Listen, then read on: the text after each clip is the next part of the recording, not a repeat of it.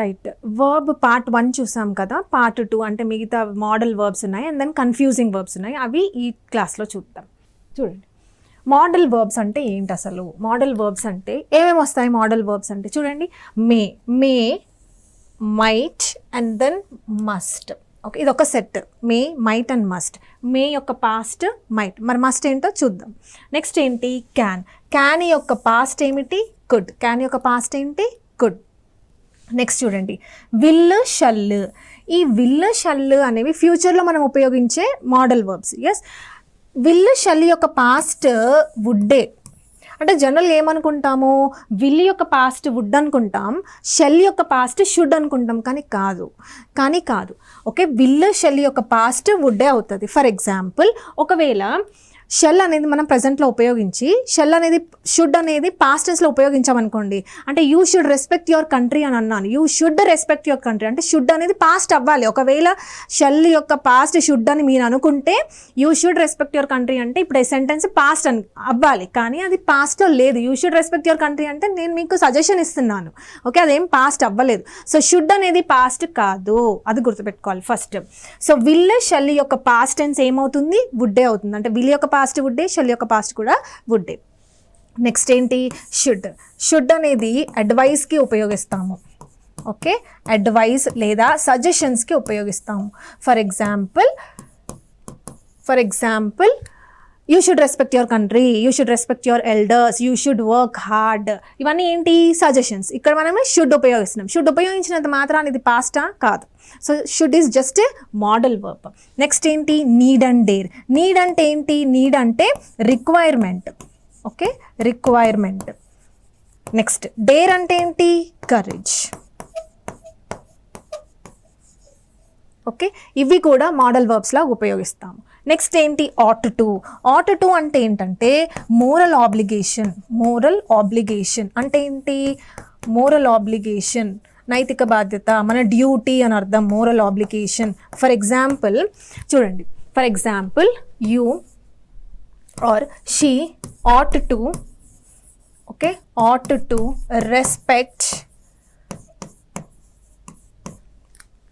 Respect her parents. ఓకేనా? She ought to respect her parents అని చెప్పాను. ఇక్కడ ఎలా యూస్ చేస్తాం చూడండి, ఆట్ టు అనేది ఏమైంది? హెల్పింగ్ వర్బ్ అయింది. మరి రెస్పెక్ట్ ఏమైంది? మెయిన్ వర్బ్ అయింది. ఇవి హెల్పింగ్ వర్బ్ మోడల్సే కదా. హెల్పింగ్ వర్బ్ ఏం చేస్తాయి? హెల్ప్ చేస్తాయి. దేనికి హెల్ప్ చేస్తాయి? మెయిన్ వర్బ్కి హెల్ప్ చేస్తాయి. ఆట్ టు రెస్పెక్ట్ అంటే తన డ్యూటీ అది. సో ఆట్ టు అనేది ఇలా ఉపయోగిస్తాము. నెక్స్ట్ చూడండి, యూజ్డ్ టు. యూజ్డ్ టు అంటే ఏంటి? యూజ్డ్ టు అంటే పాస్ట్ హ్యాబిట్స్కి ఉపయోగిస్తాం. Used to, I use to get up early those days. అంటే నేను అప్పుడు ఎర్లీగా లేస్తుండే, కానీ ఇప్పుడు నేను ఎర్లీగా లేగట్లేదు, లేట్గా లేస్తున్నాను. సో అంటే పాస్ట్ హ్యాబిట్స్కి మనం ఏం ఉపయోగిస్తాము అంటే used to. Okay, I used to get up early. So used to అనేది ఏమవుతుంది? Helping verb. అది కూడా ఏ హెల్పింగ్ వర్బ్? Model verb. మరి గెటప్ అనేది ఏమవుతుంది? మెయిన్ వర్బ్ అవుతుంది. ఓకే, సో ఇవన్నమాట మోడల్ వర్బ్స్. ఒక్కొక్క దాని గురించి మనం డీటెయిల్గా, అంటే ఇంపార్టెంట్ని మనం డీటెయిల్గా చూద్దాం. నెక్స్ట్ చూడండి, first may, might and then must. Okay, right. అసలు మే అంటే ఏంటి? మే అంటే హీ మే కమ్ టుమారో అని అంటాను. హీ మే కమ్ టుమారో అంటే ఏంటి? పాసిబిలిటీ ఉంది. Okay, possibility. మే అంటేనే possibility. May is equal to what? Possibility, chances of occurring. Right, may అంటే పాసిబిలిటీ. అయితే మే అంటే పాసిబిలిటీ, ఓకే. మైట్ అంటే ఏంటి? మే యొక్క పాస్ట్ ఈజ్ మైట్. రెండు కూడా పాసిబిలిటీ కదా. ఎంత percentage? For example it may rain today, it might rain today అని అన్నాను అనుకోండి. డిఫరెన్స్ ఏంటి అంటే ఇట్ మే రెయిన్ టుడే అంటే ఛాన్సెస్ ఎక్కువ ఉన్నాయి. ఎంత ఛాన్సెస్? 60% ఆఫ్ ద ఛాన్సెస్ ఉన్నాయి. 60% పాసిబిలిటీ ఉంది మే. అలా కాకుండా ఓన్లీ 20, 30 or 10% పాసిబిలిటీ ఉంటే అప్పుడు నువ్వు యూస్ చేయాల్సింది ఏంటి అంటే మైట్ అనే హెల్పింగ్ వర్బ్ని యూస్ చేయాలి. ఇట్ మైట్ రెయిన్ అంటే తక్కువ ఛాన్సెస్, ఇట్ మే రెయిన్ అంటే ఎక్కువ chances. Only just possibility percentage మాత్రమే డిఫరెన్స్ ఉంటుంది. ఓకే, నెక్స్ట్ ఏంటి మస్ట్. మస్ట్ అంటే ఏంటి? Must, you must come tomorrow అని అంటే ఖచ్చితంగా రావాలంటే ఏంటి? 100% possibility. This is 100% possibility. Okay, ఇప్పుడు ఎగ్జాంపుల్స్ చూద్దాము. ఇట్ మే రెయిన్ టుడే అంటే ఎంత పర్సెంటేజ్, ఎంత ఛాన్సెస్ ఉన్నాయి? ఎక్కువ ఛాన్సెస్ ఉన్నాయి. నెక్స్ట్ చూడండి, ఈ ఎగ్జాంపుల్ చూడండి. He might pass the exam but seeing his intelligence I do not have much hope. ఇక్కడే మనకి హింట్ ఇచ్చేశాడు. సీయింగ్ హిజ్ ఇంటెలిజెన్స్ నాకు అంత హోప్ లేదు. ఇక్కడ మనకు తెలిసిపోయింది ఏమని? ఛాన్సెస్ తక్కువ ఉన్నాయి, అందుకని మనం మైట్ అనే హెల్పింగ్ వర్బ్ని ఉపయోగించాలి. నెక్స్ట్ చూడండి, must. He stays in 5-star hotels and travels by air. He must be rich. ఇక్కడ కూడా మనకు హింట్ ఇచ్చాడు ఏమని? 5-star హోటల్లో ఉంటున్నాడు అండ్ ట్రావెల్ బై ఎయిర్ అంటే ఏరోప్లేన్లో వెళ్తున్నాడు. దీని నుంచి మనకేం చెప్పొచ్చు? ఓకే, వీడు రిచ్ పర్సన్ అయి ఉంటేనే వెళ్తాడు అంటే 100% పాసిబిలిటీ ఉంది ఇక్కడ. 100% పాసిబిలిటీ ఉంది, అందుకని మనం మస్ట్ అనే హెల్పింగ్ వర్బ్ని ఉపయోగించాము. ఓకే, ఇదే మే, మైట్ అండ్ మస్ట్. అయితే వీటి నుంచి క్వశ్చన్స్ ఎలా వస్తాయి అసలు చూడండి. ఇదే మన previous year question. He may possibly come tomorrow. He may possibly come tomorrow. ఇదే స్పాటింగ్ ఎర్రర్ ఇచ్చాడు. ఓకే, అయితే ఏం ఎర్రర్ ఉందో చూడండి. యాక్చువల్గా మనం ఏం నేర్చుకున్నాము? మే అంటేనే పాసిబిలిటీ అని నేర్చుకున్నామా? ఎస్, మే అంటేనే పాసిబిలిటీ అని నేర్చుకున్నాం. మరి ఒకే సెంటెన్స్లో మే ఇచ్చాడు, పాసిబిలిటీ ఇచ్చాడు, అది ఎలా ఉంటుంది? రిడెండెన్సీ అవ్వదు, రిపిటేషన్ అవుతుంది. సో అందుకని మనం ఏం చేయాలి? ఎయిదర్ మే అన్న యూస్ చేయాలి లేదా పాసిబిలిటీ అన్న యూస్ చేయాలి, అంతేగాని రెండు వర్డ్స్ విత్ సేమ్ మీనింగ్ ఒకే సెంటెన్స్లో రాకూడదు. ఓకే, సో దీన్ని ఏం చేయాలి మరి? స్పాటింగ్ ఎర్రర్స్ వీడిలో పార్ట్స్గా ఇచ్చేస్తాడు కాబట్టి ఏ పార్ట్లో ఎర్రర్ ఉందో జస్ట్ ఫైండ్ అవుట్ చేయడమే. దాన్ని కానీ ఎలా కరెక్ట్ చేయాలి అంటే మే అంటేనే పాసిబిలిటీ, సో ఎదర్ మే అన్న యూస్ చేయాలి లేదా పాసిబిలిటీ అన్న యూస్ చేయాలి. మే యూస్ చేస్తూ ఎలా రాయొచ్చు? ఐ మే కమ్ టుమారో, అయిపోయింది. నెక్స్ట్ చూడండి, he will possibly come tomorrow. He possibly come tomorrow. Tomorrow అంటున్నాం కాబట్టి టుమారోకి సంబంధించిన హెల్పింగ్ వర్బ్ ఏముంటుంది? Will. Will and shall is used for future టెన్సెస్లో ఉపయోగిస్తాం విల్ అండ్ షెల్. సో అందుకని విల్ ఉపయోగించి రాసుకోవాలి. He will possibly come tomorrow. So ఇదే ప్రీవియస్ ఇయర్ క్వశ్చన్. అంటే మే అంటే పాసిబిలిటీ, మే పాసిబిలిటీ ఒకే సెంటెన్స్లో రాకూడదు. ఓకే, నెక్స్ట్ చూడండి, క్యాన్. క్యాన్ అంటే ఏంటి? What is can? క్యాన్ అంటే ability. Okay, can is what? Ability. For example I can lift this bag అంటే ఆ బ్యాగ్ని లేపే అంత ఎబిలిటీ నాకు ఉంది. ఓకే, సో క్యాన్ అంటే ఏంటి? ఎబిలిటీ. ఆ బ్యాగ్ని ఎత్తే అంత సత్తా నాకు ఉంది. Ability is what? ఎబిలిటీ అంటే నీకు కెపాసిటీ ఉందా లేదా? క్యాన్ అంటే ఏంటి? Ability or capacity. సరే, క్యాన్ అంటే ఎబిలిటీ, ఓకే, కానీ క్వశ్చన్ ఎలా వచ్చిందంటే మన స్పాటింగ్ ఎర్రర్స్లో, ఇది కూడా ప్రీవియస్ ఇయర్ క్వశ్చన్. ఏమంటాం? I cannot be able to come tomorrow అని అంటున్నాడు. క్యాన్ అంటే ఏబుల్ అని చదువుకున్నాం, రైట్? ఒకే సెంటెన్స్లో క్యాన్, ఏబుల్ అలా యూస్ చేయొచ్చా? యూస్ చేయకూడదు. ఎందుకు? క్యాన్ అంటేనే ఎబిలిటీ, మళ్ళీ 2 సార్లు యూజ్ చేయదు, రిటర్డెన్సీ అవుతుంది, దీనే రిపిటేషన్ అంటారు. సో ఏం చేయాలి అంటే ఎయిదర్ క్యాన్ అన్న యూస్ చేస్తూ రాయాలి లేదా ఏబుల్ అన్న యూస్ చేస్తూ రాయాలి. Since this sentence is negative, so అందుకని నాట్ ఉపయోగించాము. ఐ కెనాట్ కమ్ టుమారో లేదా I will not be able to come tomorrow కాబట్టి విల్ని ఉపయోగించాము. ఓకే, సో క్యాన్ అంటే ఎబిలిటీ, క్యాన్ అండ్ ఎబిలిటీ ఒకే సెంటెన్స్లో రాదు. నెక్స్ట్, ఓకే, విల్ షెల్ అంటే ఏంటి అసలు? ఇది కూడా మనం డిస్కస్ చేయాలి, ఎందుకంటే ఫ్యూచర్ టెన్సెస్లో విల్ అండ్ షెల్ ఉపయోగిస్తాం. ఇప్పుడు చూడండి, మనం ఇందాక ప్రీవియస్ క్లాస్లో నేర్చుకున్నాం first person, second person, third person అంటే ఏంటో నేర్చుకున్నాం. ఫస్ట్ పర్సన్ అంటే ఐ, వి, సెకండ్ పర్సన్ అంటే యూ, థర్డ్ పర్సన్ అంటే హీ, షీ, ఇట్, దే. ఇప్పుడు షెల్ దేనికి ఉపయోగిస్తాం? ఆల్ఫాబెట్లో ఫస్ట్ ఏది వస్తుంది? ఎస్ అనే వర్డ్ వస్తుంది, తర్వాత డబ్ల్యూ అనే వర్డ్ వస్తుంది. కన్ఫ్యూజ్ అవ్వకూడదు, ఎందుకంటే ఈ చార్ట్ మన మైండ్లో ఉంటుంది, కానీ డౌట్ ఏమొస్తుంది అంటే ఇక్కడ విల్ వచ్చిందా అక్కడ షెల్ వచ్చిందా అనే డౌట్ వస్తుంది. సో ఏది ఫస్ట్ వస్తుంది? ఏ లెటర్ ఫస్ట్ వస్తుంది ఆల్ఫాబెట్స్లో అంటే షెల్ అనే వస్తుంది. సో ఎస్ఏ కదా ఫస్ట్ వచ్చేది, సో అందుకని మనం ఫస్ట్ రాసుకున్నాం షెల్. తర్వాత ఏంటి? విల్. నెక్స్ట్, షెల్ అనేది ఫస్ట్ పర్సన్కి ఉపయోగిస్తాం. ఫస్ట్ పర్సన్ అంటే ఎవరెవరు? I and then we. For example చూడండి, I shall be there by 3 o'clock లేదా we shall go to picnic. ఐకి షెల్ ఉపయోగించాము, వీకి షెల్ ఉపయోగించాము. Next, will second and third పర్సన్కి ఉపయోగిస్తాం. సెకండ్ అండ్ థర్డ్ పర్సన్ అంటే ఏంటి? సెకండ్ పర్సన్ అంటే యూ, థర్డ్ పర్సన్ అంటే ఏంటి? He, she, it, they. So second and third పర్సన్కి యూ, విల్, దే, విల్ అనేది ఉపయోగిస్తాము. షెల్ అనేది ఎక్కడ ఉపయోగిస్తాము? ఫస్ట్ పర్సన్కి మాత్రమే ఉపయోగిస్తాము. అంటే ఏంటి? ఐకి, వీకి మాత్రమే షెల్ వస్తుంది, మిగతా అన్నిటికీ కూడా విల్. ఎప్పుడది? జనరల్గా మాట్లాడినప్పుడు. అలా కాకుండా కంపల్సరీ యాక్షన్స్ నేను ఖచ్చితంగా చేస్తాను, కంపల్సరీ యాక్షన్స్ లేదా కమాండ్ కానీ లేదా ప్రామిస్ అంటే ఏంటి, అది కూడా ఖచ్చితంగా చేసే. ఇలా కంపల్సరీ యాక్షన్స్కి ఏమవుతుందంటే రివర్స్ అయిపోతుంది. అంటే ఏంటి చూడండి, ఇక్కడ షెల్ అనేది జనరల్గా షెల్ అనేది ఫస్ట్ పర్సన్కి ఉపయోగిస్తాం, కానీ కంపల్సరీ యాక్షన్స్ అప్పుడు ఏమవుతుంది అంటే సెకండ్ అండ్ థర్డ్ పర్సన్కి ఉపయోగించాలి, రివర్స్. ఓకే, షెల్ అనేది సెకండ్ అండ్ థర్డ్ పర్సన్కి ఉపయోగిస్తాం. అండ్ దెన్ జనరల్గా విల్ అనేది సెకండ్ థర్డ్కి ఉపయోగించే వాళ్ళం జనరల్గా, కానీ కంపల్సరీ యాక్షన్స్కి ఏం చేయాలి, రివర్స్ చేయాలి. అంటే ఏంటి, ఫస్ట్ పర్సన్కి ఉపయోగించాలి. ఫర్ ఎగ్జాంపుల్ చూడండి, you shall pay the rent in the first week off every month. You shall అంటే నువ్వు ఖచ్చితంగా పే చేయాలి, అందుకే షెల్ ఉపయోగ. జనరల్గా అయితే ఏంటి, యూకి షెల్ రాదు, యూకి విల్లే వస్తుంది ఇన్ జనరల్ సెంటెన్సెస్. కానీ ఇది కంపల్సరీ యాక్షన్, నువ్వు ఖచ్చితంగా రెంట్ పే చేయాలి, there is no other option. అందుకని మనం ఇక్కడ ఏం ఉపయోగిస్తాము, షెల్ అని ఉపయోగిస్తాము. నెక్స్ట్ చూడండి, ఆల్ ది ఎంప్లాయీస్ అంటే థర్డ్ పర్సన్ అవుతుంది. ఎస్, ఆల్ ది ఎంప్లాయీస్ అంటే థర్డ్ పర్సన్. సో థర్డ్ పర్సన్కి జనరల్గా ఏం ఉపయోగిస్తాము, విల్ ఉపయోగిస్తాం. కానీ ఇక్కడ ఎందుకు మనం షెల్ ఉపయోగించామంటే కంపల్సరీ చూడండి, shall obey the rules of the company యొక్క రూల్స్ కంపల్సరీ పాటించాలి. ఇక్కడ ఏమైనా స్కిప్ అయ్యే ఛాన్స్ ఉంటుందా, అట్లాంటివి ఏమి ఉండదు, ఖచ్చితంగా పాటించాలి. సో ఖచ్చితంగా కాబట్టి షెల్ అని ఉపయోగించాం. వేటికి అది, సెకండ్ అండ్ థర్డ్ పర్సన్కి. జనరల్గా ఫస్ట్ పర్సన్కి షెల్, సెకండ్ అండ్ థర్డ్ పర్సన్కి విల్, అది జనరల్. కానీ కంపల్సరీ యాక్షన్స్కి ఏం చేస్తామంటే రివర్స్ చేయాలి. ఓకే, ఇక్కడ చూడండి, ఐకి ఎప్పుడు కూడా ఏం ఉపయోగించే వాళ్ళము, షెల్ ఉపయోగించే వాళ్ళం. కానీ కంపల్సరీ యాక్షన్ కాబట్టి I promise that I will వచ్చేసింది. Okay, so this is all about shall, will. Next చూడండి, వుడ్. విల్ అండ్ షెల్ యొక్క పాస్ట్ ఏమవుతుంది, వుడ్ అవుతుంది. ఎస్ ఆర్ నో, వుడ్ అవుతుంది. దేని యొక్క పాస్ట్, షెల్ ప్లస్ విల్, రెండిటి యొక్క పాస్ట్ వుడ్ అవుతుంది. ఎప్పుడూ కూడా షెల్ యొక్క పాస్ట్ షుడ్ అవ్వదు, ఇది గుర్తుపెట్టుకోవాలి మీరు. షుడ్ మాత్రం కాదు, షెల్ యొక్క పాస్ట్ కూడా వుడ్డే. రైట్, ఇప్పుడు చూడండి, అయితే విల్ యొక్క పాస్ట్ వుడ్, షెల్ యొక్క పాస్ట్ కూడా వుడ్డే.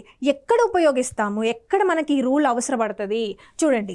డైరెక్ట్ అండ్ ఇండైరెక్ట్ స్పీచ్ అనే ఒక చాప్టర్ ఉంటుంది. ఈ చాప్టర్లో మనం ఏం చేస్తామంటే ఉన్న సెంటెన్స్ని పాస్ట్ కన్వర్ట్ చేస్తాము. సో విల్ అని ఉందనుకోండి, వుడ్ అని కన్వర్ట్ చేస్తాం. క్యాన్ అని ఉంటే కుడ్ లా కన్వర్ట్ చేస్తాము. విల్ అని ఉంటే వుడ్ లా కన్వర్ట్ చేస్తాం. మరి షెల్ అని ఉంటే షెల్ కూడా వుడ్ లాగానే కన్వర్ట్ అవుతుంది. ఓకే, ఇక్కడ చూడండి, డైరెక్ట్ స్పీచ్లో చూడండి, my friend said she will go to Mumbai. ఆ స్పీకర్ ఎవరైతే చెప్పారో అది యాజ్ ఇట్ ఈస్, ఆ టెన్స్ ఆవిడ ఎలా చెప్పిందో అది ఇన్వర్టెడ్ కామాస్లో ఎలా ఉందో అలాగే చెప్తారు. ఏది, డైరెక్ట్ స్పీచ్లో. అందుకే డైరెక్ట్ ఎలా మాట్లాడిందో అలా చెప్పేస్తారు. ఇండైరెక్ట్కి వచ్చేసరికి ఏం చేస్తామంటే ఈ టెన్స్ని చేంజ్ చేస్తాం. ఓకే, దీని గురించి డీటెయిల్గా మనం స్పీచ్లో నేర్చుకుంటాం. సో ఇండైరెక్ట్కి వచ్చినప్పుడు ఇక్కడ చూడండి, సెడ్ అంటే ఏంటి, పాస్టేగా. ఎస్, పాస్ట్ ఉంది కాబట్టి మనం మొత్తం కూడా పాస్ట్లోనే ఉండాలి. ఈ కాన్సెప్ట్ని టెన్స్ కన్సిస్టెన్సీ అంటారు. ఓకే, టెన్స్ కన్సిస్టెన్సీ అంటారు. What is tense consistency? Consistent అంటే ఏంటి, కన్సిస్టెంట్ అంటే మనం ఎలా చదవాలి, కన్సిస్టెంట్గా చదవాలని అంటారు. అంటే ఏంటి, ఒకరోజు 10 hours చదివితే నెక్స్ట్ డే ఒక 9, 8 అలా చదవాలి తప్ప ఒకరోజు 10 గంటలు చదివి మరొక రోజు 2 hours ఇంకొక రోజు ఏమీ చదవకుండా దాన్ని ఇన్కన్సిస్టెంట్ అంటారు, కన్సిస్టెంట్గా కాదు అని అంటారు. అంటే ఇప్పుడు ఇక్కడ చూడండి, ఈ కాన్సెప్ట్ ఏంటి, టెన్స్ కన్సిస్టెన్సీ. అంటే ఒక సెంటెన్స్ ఏ టెన్స్లో స్టార్ట్ అవుతే ఆ సెంటెన్స్ మొత్తం అదే టెన్స్లో ఉండాలి. ఇక్కడ చూడండి, మై ఫ్రెండ్ సెడ్ ఏ టెన్స్లో నుంచి మొదలైంది, పాస్ట్ టెన్స్లో మొదలైంది. అంటే మిగతా సెంటెన్స్ కూడా ఎలా ఉండాలి, పాస్ట్లోనే ఉండాలి. అందుకే మనం విల్ని వుడ్లా కన్వర్ట్ చేసాం. మరి ఇప్పుడు ఇంకొక డౌట్ అడుగుతారు, ఇక్కడ కూడా సెడ్ ఉంది కదా, ఇక్కడ కూడా పాస్టే ఉంది కదా, ఎందుకు చేంజ్ చేయలేదు అంటే ఇది డైరెక్ట్ స్పీచ్. ఇన్వర్టెడ్ కామాస్లో వాళ్ళు ఎలా మాట్లాడారో అలాగే చెప్తారు. దీని ఇక్కడ టెన్స్ మనం చేంజ్ చేయకూడదు. ఈ ఇన్వర్టెడ్ కామాస్ని తీసేసి వాళ్ళు ఏం చెప్పారో అది మనం పాస్ట్లో చెప్తున్నాం కాబట్టి మనం టెన్స్ని చేంజ్ చేయాలి. ఓకే కదా. నెక్స్ట్ అనదర్ ఏంటంటే, ఇందాక మనం చదివాము యూజ్డ్ టు అంటే పాస్ట్ హ్యాబిట్స్కి ఉపయోగిస్తాము. I use to get up early, I use to read news paper those days, ఇలా. అంటే పాస్ట్లో అది మనకు ఒక హ్యాబిట్. ఓకే, అంటే I use to study for hours together అని ఉంది, రైట్. ఈ యూస్డ్ టు ప్లేస్లో మనం వుడ్ కూడా ఉపయోగించవచ్చు. అంటే would is nothing but used to. Okay, used to ప్లేస్లో వుడ్ కూడా రాయొచ్చు. అంటే ఏంటి చూడండి, I would study for hours together అంటే అప్పుడెప్పుడో నేను గంటలు చదివేదాన్ని అని అర్థం. అలాగే ఇక్కడ చూడండి, I use to wash my clothes every morning. ఈ యూజ్డ్ టు ప్లేస్లో ఏం చేయాలి, వుడ్ను ఉపయోగించవచ్చు. So I would wash my clothes every morning. ఇవన్నీ ఏంటి, పాస్ట్ హ్యాబిట్స్. సో వుడ్ యొక్క యూజెస్ ఏంటి అంటే విల్ షల్ని పాస్ట్లో కన్వర్ట్ చేస్తే వుడ్లో కన్వర్ట్ చేయాలి, అండ్ దెన్ యూజ్డ్ టు ప్లేస్లో మనం వుడ్ రాసుకోవచ్చు. So these two are the uses of would. Next చూడండి, ఎస్, సో ఇవి మోడల్ వర్బ్స్, రైట్. ఇప్పుడు నెక్స్ట్ వచ్చేసరికి మనకి కన్ఫ్యూజింగ్ వర్బ్స్. ఇవి కూడా చాలా ఇంపార్టెంట్. కన్ఫ్యూజింగ్ వర్బ్స్ ఎందుకని ఇవి కన్ఫ్యూజింగ్ అవుతాయంట అంటే చూడండి, ఇక్కడ చూడండి, V1 ఈజ్ లే, ఓకే, ఇక్కడ V2 కూడా లేనే. అంటే ఒక సెంటెన్స్లో లే అన్న వర్బ్ ఇచ్చాడు అనుకోండి, అది ఏ లే అని తీసుకోవాలి అనేది కన్ఫ్యూజన్. సో అందుకే వీటి పేరే కన్ఫ్యూజింగ్ వర్బ్స్. దాంట్లో ఫస్ట్ వచ్చేసరికి లై ఆర్ లే, ఓకే, వీటి మధ్యలో కన్ఫ్యూజన్. ఓకే, చూడండి, ఫస్ట్ కేటగిరీ ఏంటంటే లై, అన్ట్రూత్ అంటే అబద్ధం చెప్పడం. Okay, she lies to me, okay, అంటే అబద్ధం చెప్పడం. ఈ లైకి అంటే ఈ కేసులో అబద్ధం చెప్పే కేసులో లై is V1, what is V2 లైడ్, V3 ఏంటి లైడ్ అంటే జస్ట్ ఈడీ యాడ్ చేసుకుంటూ వెళ్ళిపోవడమే. And then what is V4 LYING. Okay, next చూడండి, లై ఆన్ బెడ్ విశ్రాంతి తీసుకోవడం. ఇక్కడ వచ్చేసరికి ఇక్కడ టోటలీ డిఫరెంట్ ఉన్నాయి. V1 V2 V3 అన్నీ డిఫరెంటే ఉన్నాయి. చూడండి, లే అండ్ దెన్ లేన్, అలాగే లయింగ్, ఈ రెండు సేమే, lying and lying. Okay, right. Next చూడండి, లే అంటే ఏంటి, ఇప్పుడు నేను కొన్ని పుస్తకాలు తీసుకొచ్చి ఒక హారిజాంటల్ టేబుల్ పైన పెట్టాను అనుకోండి, లే అని అంటారు. లేదా నేను ఒక సూట్ కేస్ తీసుకొచ్చి రైల్వే ప్లాట్ఫామ్ పైన పెట్టాను, దాన్ని కూడా లే అని అంటారు. అంటే ఏవైనా వస్తువులు నువ్వు హారిజాంటల్ సర్ఫేస్ పైన పెడితే దాన్ని ఏమనాలి, లే. చూడండి, to put something on horizontal surface or horizontal position, కింద పెట్టడాన్ని, దాన్ని కూడా లే అని అంటారు. మరి వీటి యొక్క V2 V3 ఎలా ఉందో చూడండి, లేడ్. ఓకే, LIE ఉంది కాబట్టి జస్ట్ డి యాడ్ చేస్తాం V2 V3 రావడానికి. ఇక్కడ చూడండి, లే ఉంది, వై తీసేసి I అండ్ D యాడ్ చేయాలి, సింపుల్. నెక్స్ట్ లే ఎగ్స్, కోడి గుడ్లు పెట్టడం, ఎగ్స్, దీనికి లే ఉపయోగిస్తాం. ఇది ఎలా అంటే లేడ్ అండ్ దెన్ లేయింగ్. ఇక్కడ చూడండి, ఈ రెండు సేమ్ ఉన్నాయి. నీకు లే అని ఎప్పుడైనా వచ్చింది అనుకోండి, అప్పుడు ING యాడ్ చేయడమే. LIE అని వస్తే YING అని యాడ్ చేయాలి. Okay, right. అయితే ఇవి ఎలా గుర్తుపెట్టుకోవాలి? ఓకే, నోట్స్ ఉంది, చదువుకుంటాం, కానీ ఎలా గుర్తుపెట్టుకోవాలి, మనకు ఎలా గుర్తుంటుంది, ఎగ్జామ్ వరకు గుర్తుండాలి. ఎలా గుర్తుపెట్టుకోవాలో చూడండి, ఈ రెండు సేమ్ ఉన్నాయా, ఉన్నాయి. చూడండి, lay, okay, good. Laid and laying, ఇవన్నీ సేమే. ఏ cases same, if you are putting something on horizontal surface అది లేనే, లేకపోతే హెన్ లేయింగ్ ఎగ్స్ అది కూడా లేనే. సో ఈ 2 కేసెస్ రెండు సేమ్. నెక్స్ట్ అబద్ధం చెప్పడం వచ్చేసరికి లైడ్ లయింగ్, ఇది ఓకే, జస్ట్ ఈడీ యాడ్ చేయడం ఓకే. క్వశ్చన్ ఎక్కడ వస్తుంది, కష్టం ఎక్కడ అనిపిస్తుంది అంటే ఈ సెకండ్ పార్ట్లోనే కష్టం అనిపిస్తుంది. ఓకే, అదేంటి అంటే మూడు డిఫరెంట్గా ఉన్నాయి. లేన్, ఇది గుర్తుపెట్టుకోవాలి. ఎలా గుర్తుపెట్టుకోవాలి, నేను ఒక చిన్న ట్రిక్ చెప్తాను. యాక్చువల్గా ఈ ట్రిక్ అనేది నాకు స్టూడెంట్స్ ద్వారానే వచ్చింది. నేను జనరల్గా స్టూడెంట్స్ని అడుగుతుంటాను, ఎలా గుర్తుపెట్టుకుంటారు. అసలు మనం చదివింది ఎలా గుర్తుపెట్టుకోవడం అనేదే టాస్క్. ఊరికే చదువుకొని మనం వెళ్ళిపోయి రాస్తామని మాత్రం అనుకోవద్దు. చదివింది గుర్తుండాలి. ఎలా గుర్తుపెట్టుకోవాలి అని నేను స్టూడెంట్స్ని అడిగితే అందులో ఒక స్టూడెంట్ ఇలా చెప్పింది, ఏమని, మేడం లే అండ్ లేన్, దీన్ని ఎలా గుర్తుపెట్టుకోవాలంటే, లై అంటే నేను పడుకున్నాను, ఓకే, కానీ నేను త్వరగా లెగలేదు. అప్పుడు మా మదర్ వచ్చేసరికి లే అని అనింది.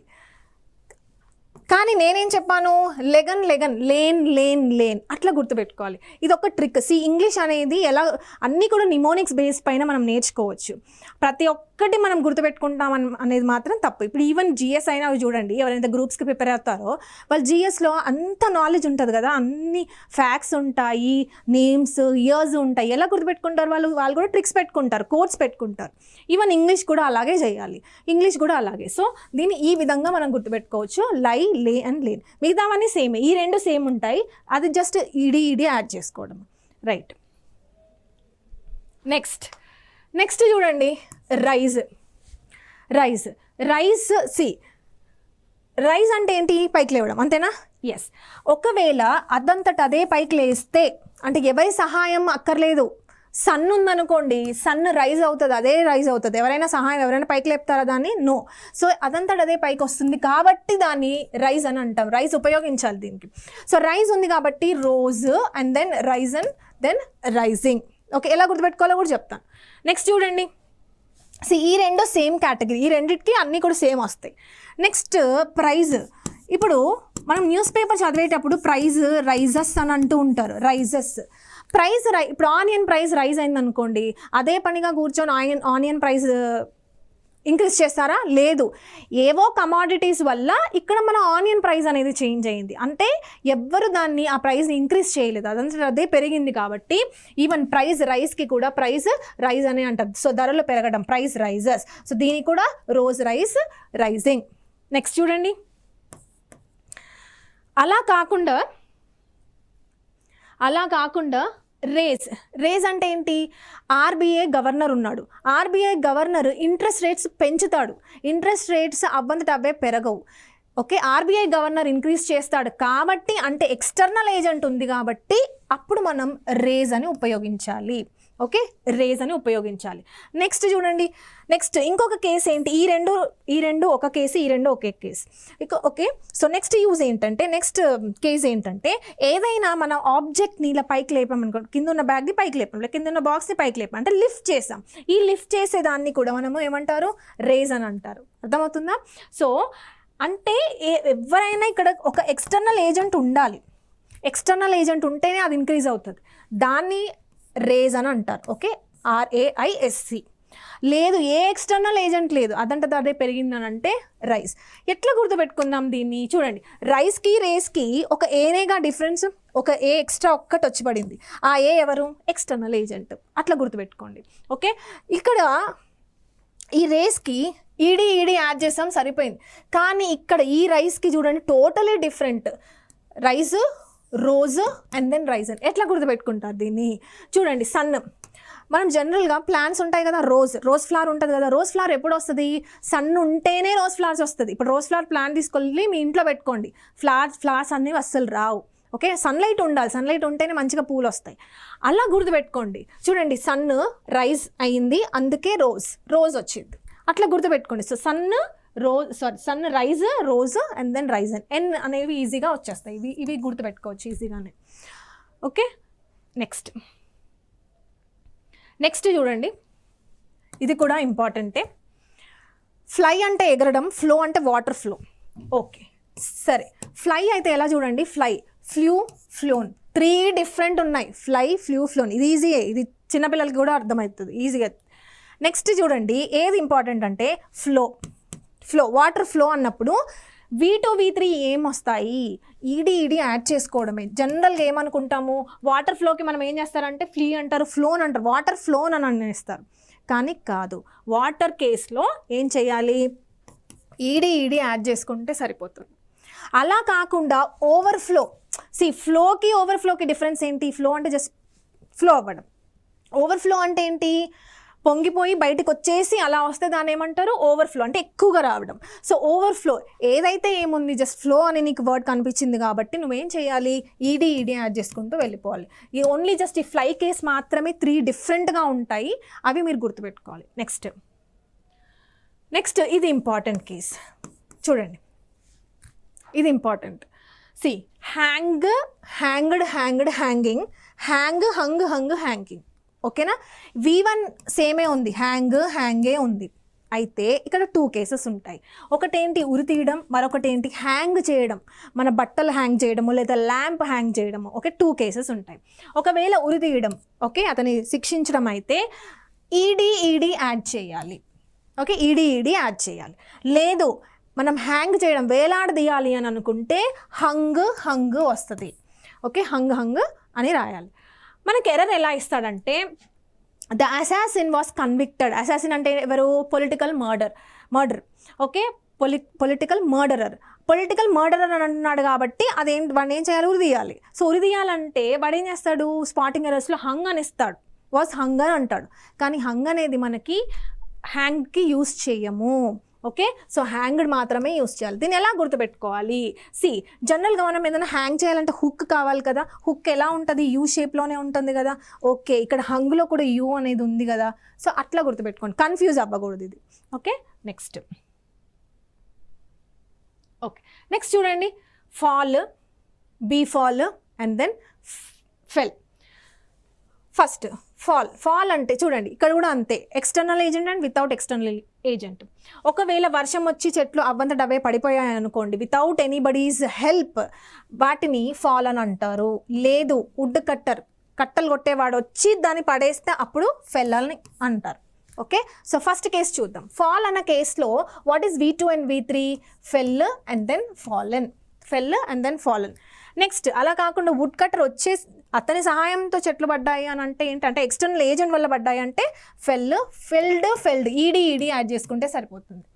అంటే ఇక్కడ చూడండి, ఈ ఫెల్ అండ్ దెన్ ఈ ఫెల్ రెండు సేమే ఉన్నాయి, అందుకే కన్ఫ్యూజ్ అవుతారు, అందుకే వీటి పేరే confusing verbs. Okay, so fall, fell, fallen, felled, right. Next another case ఏంటంటే, ఇప్పుడు ఫస్ట్ కేసు చదివాం కదా ఫాల్ అని, ఈ ఫాల్కి నేను జస్ట్ బీ అని యాడ్ చేస్తాను.